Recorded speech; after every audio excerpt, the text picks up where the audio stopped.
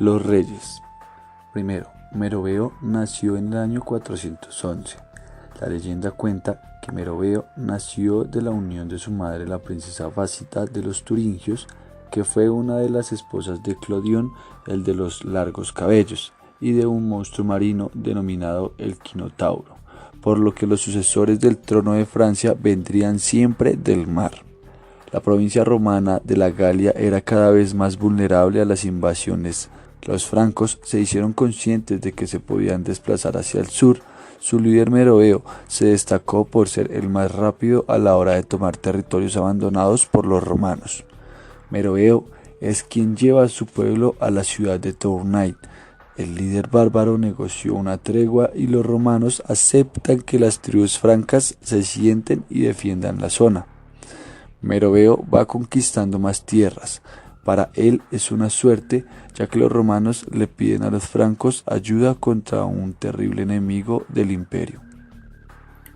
Atila, el rey de los hunos, quien luego de reunir a su ejército con compañía de miles de germanos hacia la Galia, el general romano Flavio Aecio tuvo que reclutar un nuevo grupo romano de soldados para combatir a los invasores, ya que el ejército romano por sí solo era demasiado débil. Pero este nuevo ejército que logró juntar es uno de los que está compuesto mayormente por bárbaros como los francos, los alanos o los visigodos.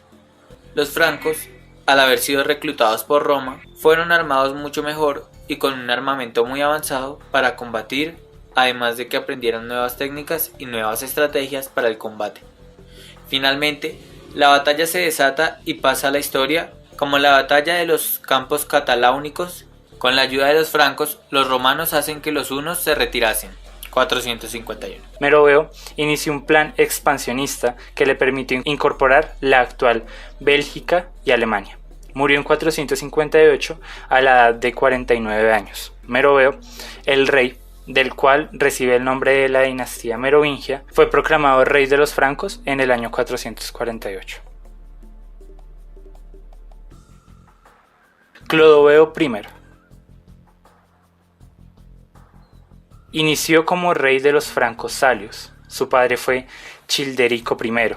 Se puede decir que era un pequeño rey, aunque más adelante esto cambió, pues en el momento en el que le pide a sus parientes vecinos para vencer a Siagrio, pues su pequeño reino y ciudad no suministraban la fuerza suficiente para lograr lo meditado en contra de este soldado romano del cual estaba subordinado.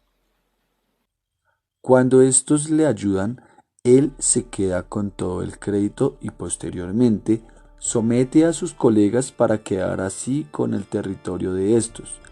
Clodoveo empieza a ser reconocido en todo el territorio y es por eso mismo que significaba una amenaza para los francos alamanes que se establecen en Alsacia y en Eifel. Por lo anterior, deciden anticiparse y amenazar con hacer un ataque lateral, a lo que Clodoveo responde venciéndolos y anexionándose al territorio suyo. De esta forma ya poseía la Galia septentrional. Este rey, ya convertido al catolicismo desde 496, les declaró la guerra a los visigodos con el pretexto de su herejía, pues eran un pueblo pagano. De esta forma los invadió y se hizo con el territorio también de Aquitania. Aún le quedaba Provenza para poder llegar al Mediterráneo. Sin embargo, allí quedó para que su hijo Teodorico próximamente se quedase con este territorio. Clodoveo tuvo 4 hijos: Teodorico, Clodomiro, Childiberto y Clotario I, los cuales se dividieron el territorio de la siguiente forma en este mismo sentido: Reims, Orleans, París y Soissons, que más adelante también tuvo muchas modificaciones. Dagoberto I, 603 a 639. Descendiente de Clotario II, fue rey de los francos entre los años 629 y 639. Su padre murió en 632 y Dagoberto I mató a su heredero, el niño Childerico de Aquitania, con lo que volvió a reunificar los territorios francos otra vez, 632, en su persona. El breve reinado de Dagoberto I 629 a 639, marcó entonces un periodo de apogeo de la relativa paz en el reino merovingio. Dagoberto desenvolvió las relaciones diplomáticas con los países aledaños. Además, desarrolló campañas militares contra los gascones, los bretones y sobre todo contra los eslavos. También, en el año 632, los nobles de Austrasia se rebelaron bajo el mayordomo de palacio, Pipino de Ladén. Sus dos herederos, aún muy jóvenes, Sigiberto tenía 8 años y Clodoveo 4, por lo que los mayordomos de palacio se dedicaron a manipular a los soberanos y acapararon definitivamente el poder. Es el comienzo de la época de los reyes holgazanes, que marcará el fin de la dinastía merovingia. También fue bajo su reinado cuando se llevaron a cabo las últimas conquistas en dirección a Germania, lo que permitió llegar a Danubio. En efecto, hasta el régimen de Dagoberto I, el Estado merovingio no se había separado de la tradición romana. El estado social del país, después del profundo trastorno que le hicieron sufrir las invasiones, reasume su antiguo carácter romano. Es cierto que las tierras del físico imperial habían pasado al poder del rey, pero los grandes propietarios galo-romanos, salvo raras excepciones, conservaron sus dominios, organizados como en tiempos del imperio.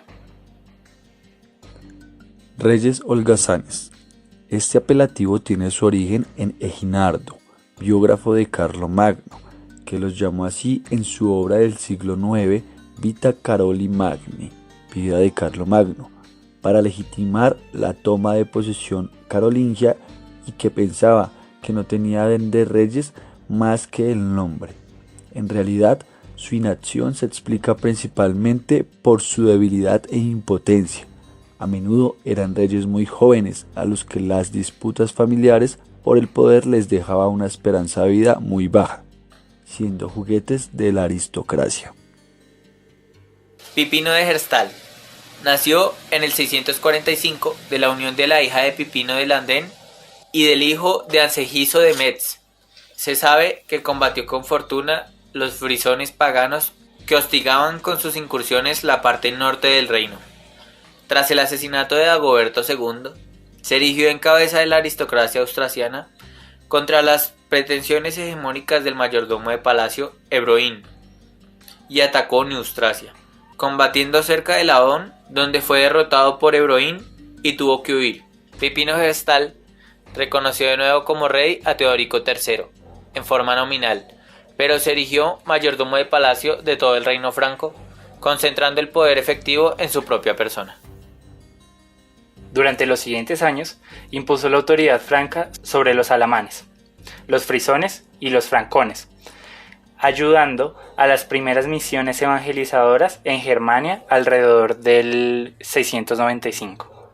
En 695, Pipino de Herstal pudo incluso patrocinar la fundación de la diócesis de Utrecht y el comienzo de la conversión de los frisones al catolicismo por San Wilburg. Por otra parte, el reino de los francos estaba dividido en 3 reinos: Austrasia, Neustrasia y Borgoña. El cargo del mayordomo de palacio en Austrasia había recaído en la persona de Pipino el Joven, también llamado de Herstal, tras la muerte de su padre, Grimoaldo. Decidido a ampliar sus dominios, venció a los de Neustrasia en el año 687 en Tetri, anexionándose las mayordomías de Neustrasia y Borgoña. De esta manera, hasta su muerte en el año 714, Pipino se convirtió en el omnipotente dueño de los reinos que formaban el reino de los francos. Se puede considerar que desde el siglo VII el mayordomo del palacio de Austrasia se convierte en el señor de la monarquía. Otro de los reyes holgazanes es Carlos Martel, fundador de la dinastía carolingia, que reinó en Francia y Alemania entre el siglo VIII y X, aunque él mismo no recibió nunca el título de rey. Carlos era hijo bastardo del mayordomo de Austrasia, que se hizo con la gobernación del reino franco aprovechando la debilidad de los últimos soberanos merovingios. Sucedió a su padre en el 714, pasando por delante de los hijos legítimos de aquel.